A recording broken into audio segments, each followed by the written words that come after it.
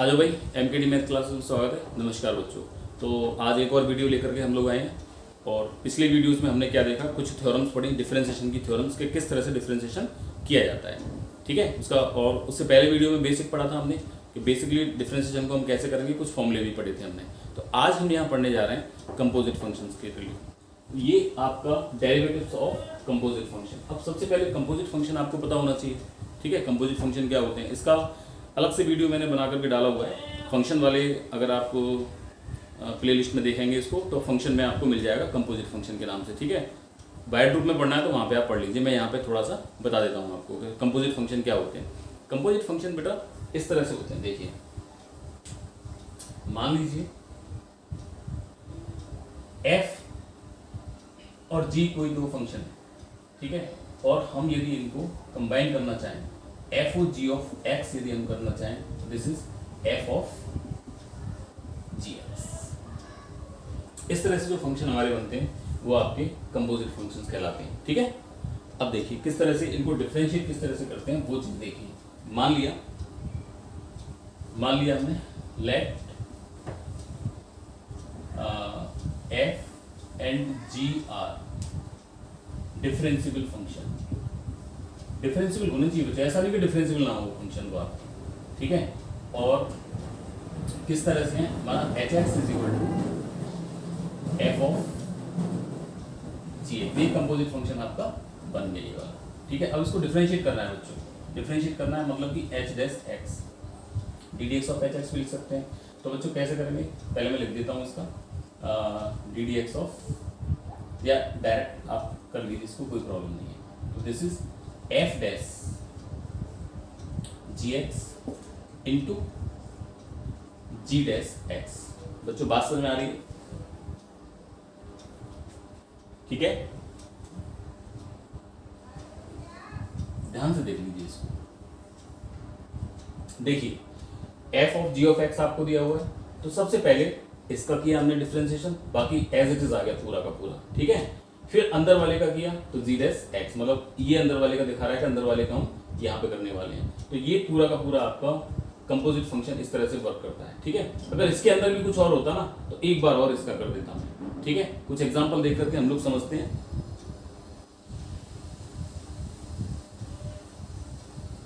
जैसे मान लो y बराबर आपको दिया हुआ है cos x स्क्वायर, ये कंपोजिट फंक्शन है बच्चों, है ना। मैं डिफरेंशिएट कर रहा हूं इसको, differentiation with respect to x के रिस्पेक्ट में इसको डिफरेंशिएट किया, that means dy over dx। एक बार लिख लीजिए इसको d d x of cos x square. Formula क्या कहता है आपका कि यदि आपको h x is equal to f of g x यदि कोई फंक्शन दिया हुआ है तो आप क्या करेंगे, अगर आपको एच डैश एक्स करना है तो पहले एफ डैश इसका करेंगे, बाहर वाले का करेंगे, फिर अंदर वाले का करेंगे, बाहर वाले का फिर अंदर वाले का, ठीक है। तो f dash g of x as it is आएगा बच्चों, है ना। फिर अंदर वाले का किया तो d d x of g x, या डैश लगा दीजिए उसको। तो बस यही प्रोसीजर है आपका। तो d d x of cos x square, सबसे पहले कॉस का करो, कॉस का बच्चों होगा माइनस का साइन एज इट इज आएगा जो लिखा हुआ है यहाँ पे। फिर क्या करेंगे डी डी एक्स ऑफ अंदर वाले का एक्स स्क्वायर, मतलब कि माइनस का साइन एक्स स्क्वायर इंटू इसका कितना हो गया 2x। तो बच्चों ये आपका आंसर बनने वाला है, ठीक है। तो ये आपका आंसर बन गया। एक और सवाल देखते हैं बच्चों इसका। मान लो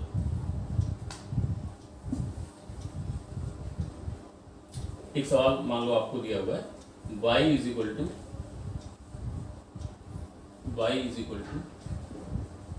sec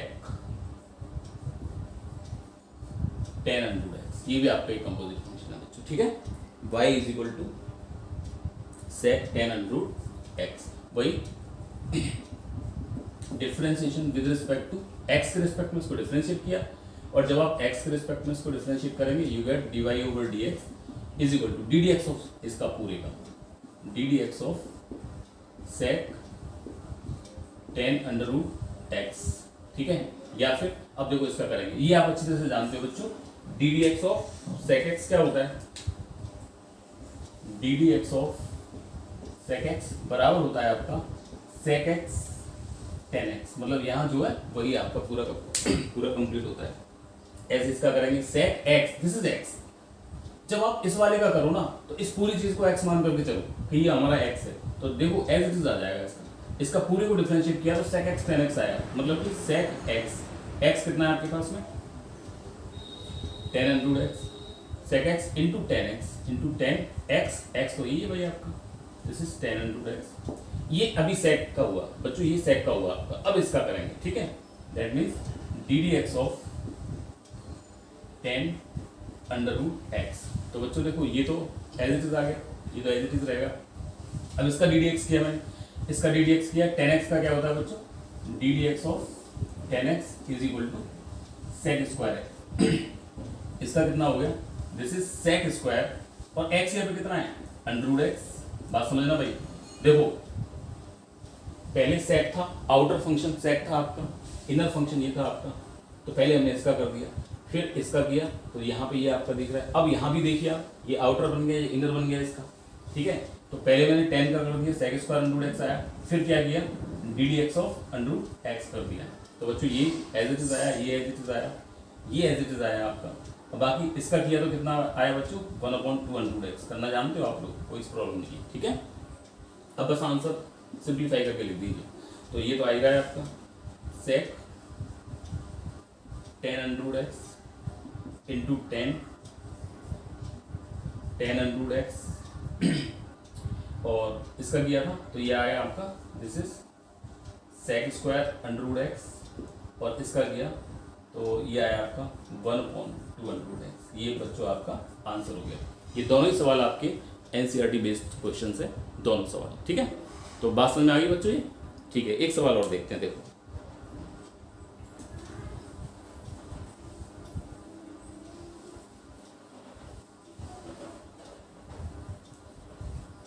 देखिए,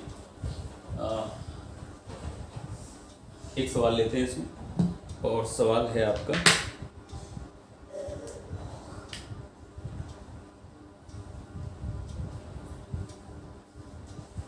y बराबर sine ax plus B upon cos C x plus B, इसको डिफरेंशिएट करना है। तो हम देखो differentiation with respect to x। अब देखो ये दोनों कैसे हुए, डिवीजन रूल इसमें निश्चित रूप से लगेगा आपका, ठीक है। अब डिवीजन रूल क्या कहता है, देखिए जरा डिवीजन रूल को भी देख लीजिए। तो डिवीजन रूल अभी हमने पढ़ा था कि ddx ऑफ, डिवीजन रूल अभी हमने क्या पढ़ा था, देखिए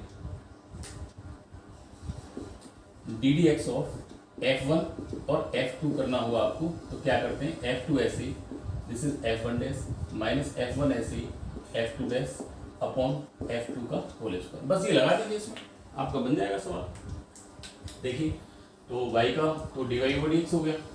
अब इसमें देखो this is cos cx plus d को ऐसे ही रखा, ddx करेंगे हम साइन ax प्लस b का, ठीक है, minus sine ax plus b ऐसे ही मिटा रहा हूं उसको, है ना, साइन ax प्लस बी ऐसे ही, और ddx of cos cx plus d upon में क्या आया बच्चों, this is cos cx plus d का होल स्क्वायर, इसका होल स्क्वायर आ गया, ठीक है। तो ये क्या बनने वाला है आपका, देखिए जरा सीधे सीधे आप करते जाइए बच्चों, और कुछ नहीं है आपको इसमें, ठीक है।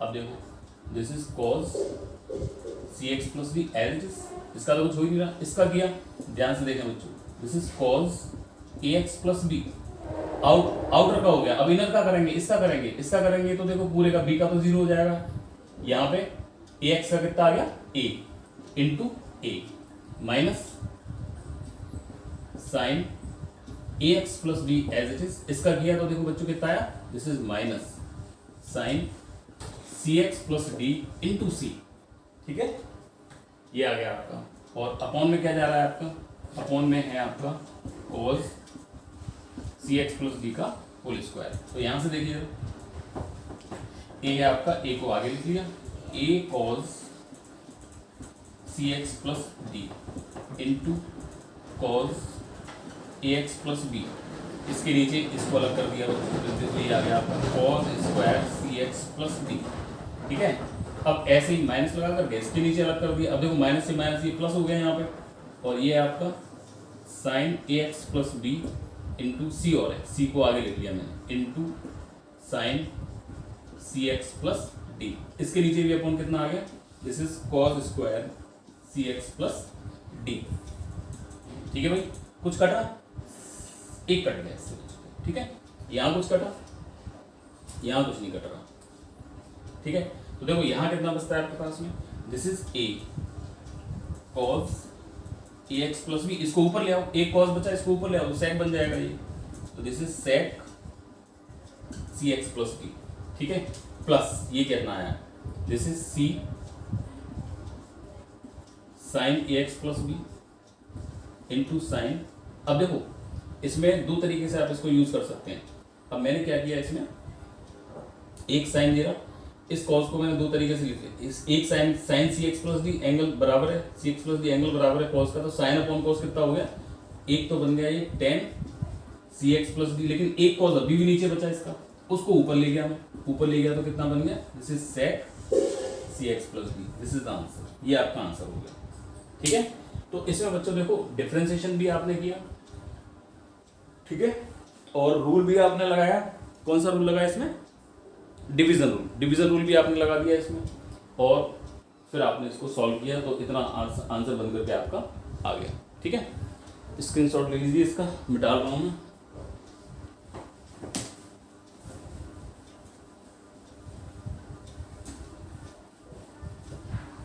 ये भी एनसीईआरटी का क्वेश्चन था बच्चों आपका, ठीक है, ये भी आपका एक एनसीईआरटी का ही क्वेश्चन था।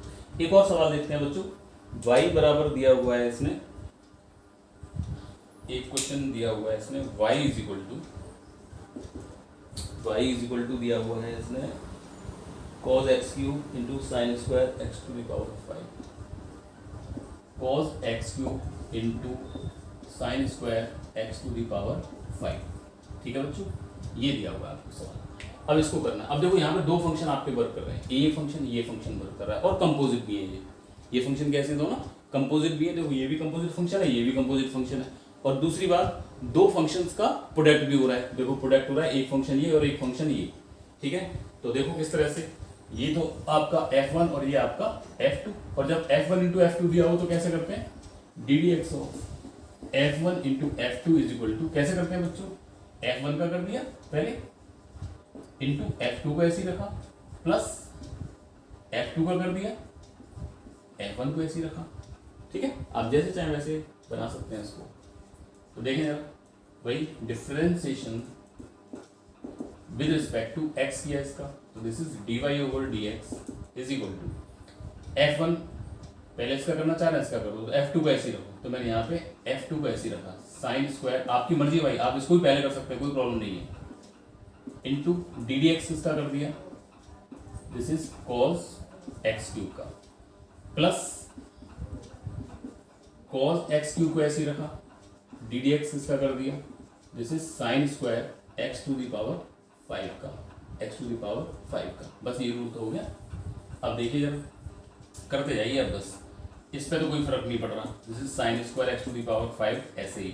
इसका किया बच्चों, तो देखो इसका कितना निकल के आया, कॉस का कितना हुआ बच्चों, माइनस का साइन एक्स क्यूब, फिर देखो बाहर वाले का कर दिया, अब अंदर वाले का करेंगे, मतलब कि D d x of x cube, ठीक है, प्लस इसको देखिए जरा, कॉस एक्स क्यूब ऐसे ही, इसका किया।